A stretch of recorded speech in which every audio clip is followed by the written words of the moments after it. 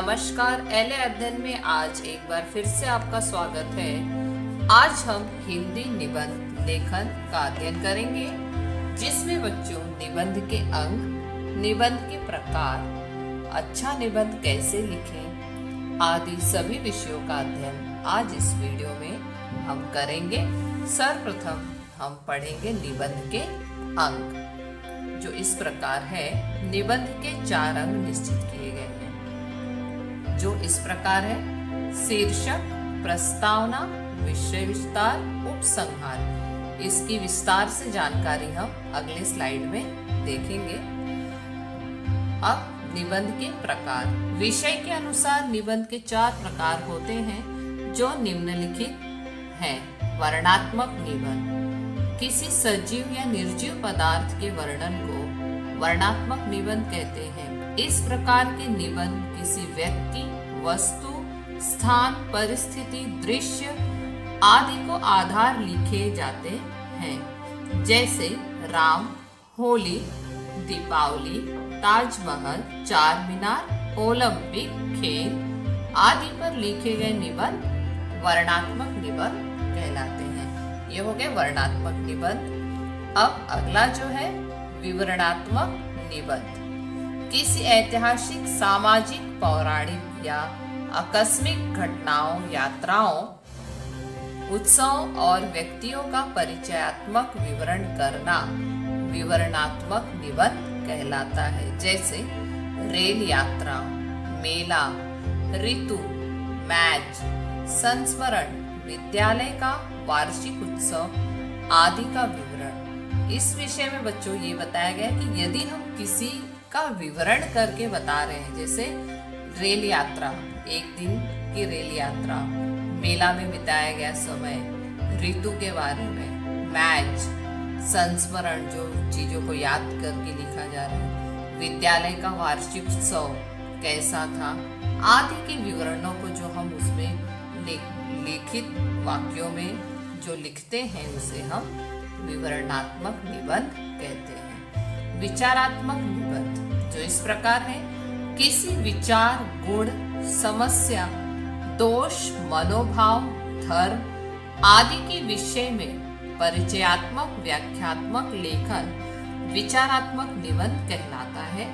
इस प्रकार के निबंध में बुद्धित्व की प्रधानता होती है और इनमें लेखक के मनन, चिंतन, अध्ययन, धारणाओं और मान्यताओं का प्रभाव स्पष्ट रूप से दिखता है। जैसे मित्रता, दूरदर्शन और शिक्षा, विज्ञान के लाभ और हानि आदि। इसमें इस विषय में बच्चों निबंध लिखते समय आपको विचार करके, मतलब इस विषय में आपकी धारणाओं और मान्यताओं का प्रभाव स्पष्ट रूप से दिखाई देता है।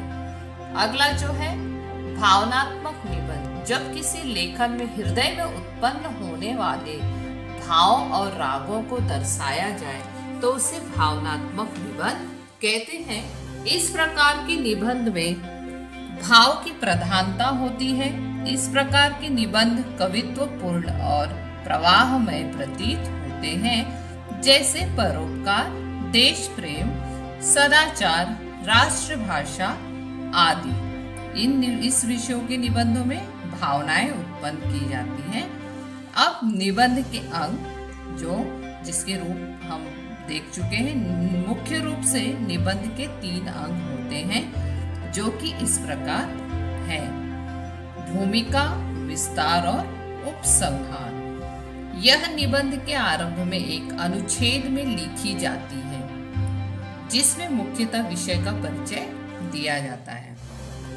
अब जिस विषय का चुनाव आप करते हो, जो विषय चुनते हो, उसमें यह भूमिका जो है होती है, वो ये है कि उस निबंध को आरंभ में जो हम अनुच्छेद लिखते हैं, उसको मुख्यतः विषय का परिचय दिया जाता है। अब आ जाओ विस्तार। विस्तार क्या होता है? यह निबंध का मुख्य अंग है, जिसमें विषय का वर्णन, विवेचन किया जाता है। इसमें अलग अलग अनुच्छेदों में विषय पर विचार प्रकट किए जाते हैं। अब बच्चों, जो भी विषय आप चुनते हो, जिसका चुनाव करते हो उसका विस्तार से आप विवरण भी करते हो। अलग अलग अनुच्छेदों में अलग अलग पैराग्राफ जो आप लिखते हो उसमें अपने विचार प्रकट करते हो। अब उपसंहार ये क्या होता है? यह निबंध के अंत में निबंध के सार के रूप में लिखा जाता है।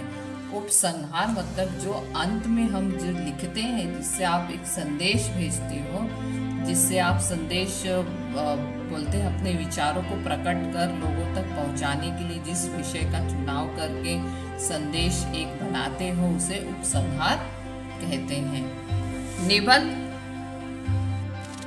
निबंध शब्द दो शब्दों से मिलकर बना है। निधन शब्द, इसका अर्थ है भली प्रकार से बंधी हुई रचना, अर्थात वह रचना जो विचार पूर्वक क्रमबद्ध रूप से लिखी गई हो। अब निबंध की परिभाषा क्या होती है? निबंध वह गद्य रचना है जो किसी विषय पर क्रमबद्ध रूप से लिखी गई हो। अब निबंध के विषय, यदि जैसे कोई निबंध का विषय का चुनाव हम करते हैं, जो विषय हम पसंद करते हैं उसे हम कैसे लिखें उसके बारे में इसमें विस्तार रूप से दिया गया है। जीवन के सभी क्षेत्रों में सफल विचार विमर्श के लिए हमें श्रेष्ठ निबंध लेखन की आवश्यकता होती है। निबंध किसी भी विषय पर लिखा जा सकता है। आज सामाजिक, आर्थिक, राजनीतिक और वैज्ञानिक विषयों पर निबंध लिखे जा रहे हैं। संसार का हर विषय, हर वस्तु, व्यक्ति एक निबंध का केंद्र हो सकता है। अच्छा निबंध कैसे लिखें? अच्छा निबंध लिखने के प्रमुख नियम हैं जो इस प्रकार है। निबंध लिखने के पूर्व विषय पर विचार करें। यदि बच्चों कोई भी विषय जब आप लिखते हो, किसी भी विषय पर जब आप निबंध लिखना प्रारंभ करते हो तो उसके पूर्व उस विषय पे सोचना विचारना बहुत आवश्यक होता है। जैसे और इसमें ये बताया है कि निबंध के शीर्षकों को आप अलग अलग पॉइंट्स में बांट लें, अलग अलग हिस्सों में उसे बांट लेना चाहिए। जितने भी आपके दिमाग में जो भी उस शीर्षक से जुड़े हुए विचार आ रहे हैं, इन शीर्षकों को उप शीर्षकों में बांट लेना चाहिए, है ना। जैसे जैसे आप निबंध लिखना शुरुआत करते हो, जैसे जैसे विचार आपके मन में आ रहे हैं, उन विचारों को उस हिसाब से आप बांटना चालू करोगे, उसके अनुसार आप बांटना चालू करोगे। अधिक नहीं तो आरंभ, मध्य, उपसंहार पर्याप्त है। अब यहाँ अंत में क्या बताया है कि अगर आप नहीं ज्यादा लिखते हो तो कम से कम जो आरंभ है और जो मध्य का है और जो अंत का है उतना भी पर्याप्त है। अगर आप, जरूरी नहीं कि आप बहुत ढेर सारा लिखो और जिसमें कुछ क्वालिटी क्वांटिटी है लेकिन क्वालिटी है ही नहीं, कंटेंट है ही नहीं, तो उसका कुछ अर्थ नहीं होता है। अब आगे जो है, भाषा सरल और स्पष्ट होनी चाहिए। विचारों को क्रमबद्ध रूप से स्पष्ट करना चाहिए। जो भी आपके विचार हो उसे एकदम स्पष्ट रूप से, ताकि वो हमें समझ में आ सके। विचारों की पुनरावृत्ति से बचना चाहिए। लिखने के बाद उसे पढ़िए, उसमें आवश्यक सुधार कीजिए। यदि समय हो तो उसे दोबारा सुंदर सुवाच्य अक्षरों में लिखिए। कोई उपयुक्त कथन याद हो तो उसे यथास्थान जोड़िए। और एक बात याद रखना है आपको, निबंध परीक्षा कॉपी के 2 या 3 पेज से अधिक न हो। यदि आप निबंध लिख रहे हो बच्चों तो वो 2 या 3 पन्नों से अधिक न हो। और जो निबंध लिखोगे वो पॉइंट वाइज अर्थात शीर्षकों में लिखिए। शीर्षकों को रेखांकित करना न भूलिए। जो पॉइंट्स आपको लगते हैं अच्छे उसे आप हाईलाइट करिए या अंडरलाइन करिए। और इस प्रकार निबंध कैसे लिखना है, निबंध के प्रकार कितने हैं, अंग क्या है, इन सभी की विस्तार पूर्वक आज जानकारी हम प्राप्त कर लिए हैं। आशा करती हूँ बच्चों कि निबंध लेखन आपको अच्छे